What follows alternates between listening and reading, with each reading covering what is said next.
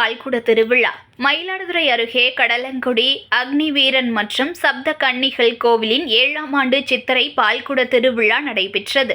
இதில் நூற்றுக்கணக்கான பக்தர்கள் பால்குடம் எடுத்தும் அலகு காவடி, கூண்டு காவடி, 16 அடி நீள அலகு குத்தியும் தங்களது நேர்த்திக் கடனை செலுத்தினர். மயிலாடுதுறை மாவட்டம் குத்தாலம் தாலுகா கடலங்குடி ஊராட்சி மேலத்தெருவில் உள்ள அக்னிவீரன் மற்றும் சப்த கன்னிகள் கோவில் உள்ளது. இக்கோவிலின் 7ஆம் ஆண்டு சித்திரை திருவிழா கடந்த 7ஆம் தேதி காப்பு கட்டுதலுடன் தொடங்கியது. விழாவின் முக்கிய நிகழ்வான பால்குட உற்சவம் நடைபெற்றது. காவிரி ஆற்றங்கரையிலிருந்து சக்தி கரகம் வண்ண மலர்களால் சிறப்பு அலங்காரம் செய்து பூஜைகளுடன் புறப்பாடு ஆகியது. அதனைத் தொடர்ந்து தங்கள் வேண்டுதல் நிறைவேற காப்பு கட்டி விரதமிருந்த நூற்றுக்கணக்கான பக்தர்கள் பால்குடம் எடுத்தும் அலகு காவடி, கூண்டு காவடி, 16 அடி நீள அலகு குத்தியும் பக்தர்களும் ஊர்வலமாக பச்சை காளி, பவளக்காளி, கருப்பண்ணசாமி ஆட்டத்துடன் மேலதாள வாத்தியங்கள் முழங்க ஊர்வலமாக கோவிலை வந்தடைந்து தங்களது நேர்த்திக் கடனை செலுத்தினர்.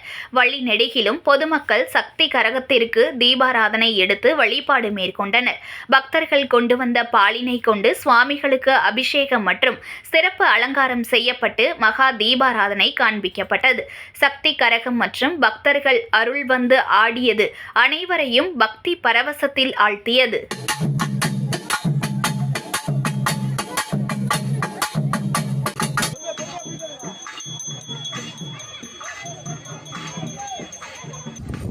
போங்கண்ணா காத்து வரட்டு.